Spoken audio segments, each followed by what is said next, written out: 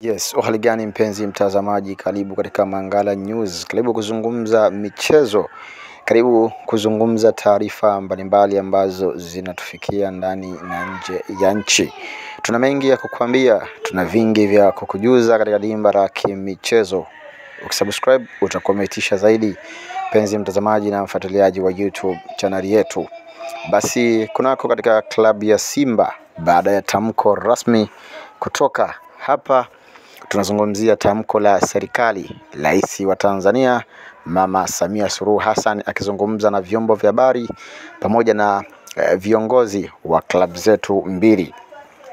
Moja kwa moja hapa nazungumzia klabu ya Yanga, hapa nazungumzia klabu ya Simba ambayo binafsi viongozi Rais wa Tanzania akiwaita pamoja viongozi wa klabu ya Simba pamoja na Yanga na kuzungumza naye.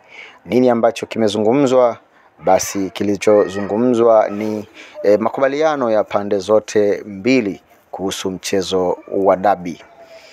Viongozi wa klabu zote wameafiki na kukubaliana makubaliano ya mchezo huo wa dabi kuchezwa tarehe 25 ya mwezi wa 6. Hii ni mara tu baada ya viongozi yao kukaa na kuzungumza kwa kina kweli kweli. Lakini upande wa klabu ya Simba, wao wakiwa tofauti kabisa, wao wakionekana kulizishwa na system ya mwenendo mzima wa mpira wa miguu. Baadhi ya viongozi wa klabu ya Simba wametoa tamko lao rasmi katika mitandao ya kijamii. Wao hawatocheza mchezo huo. Klabu ya Simba ikiwa nayo imesema mapendekezo yao namna wao wanavyotaka. Yanga waligoma, walisema wachezi. Simba nao wamekuja juu, wanasema nao hawahitaji kucheza katika mchezo huo.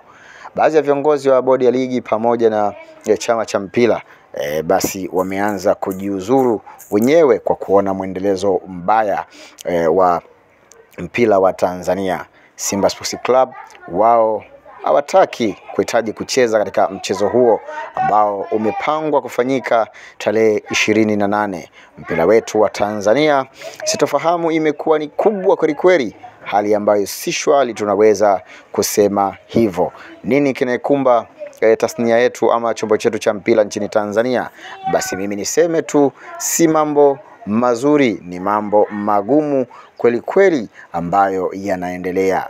Mimi niseme tu kutoka katika studio zetu hatuna la ziada. Endelea kusubscribe, kulike na kucomment katika YouTube channel yetu. Asante wewe unayetufuatilia.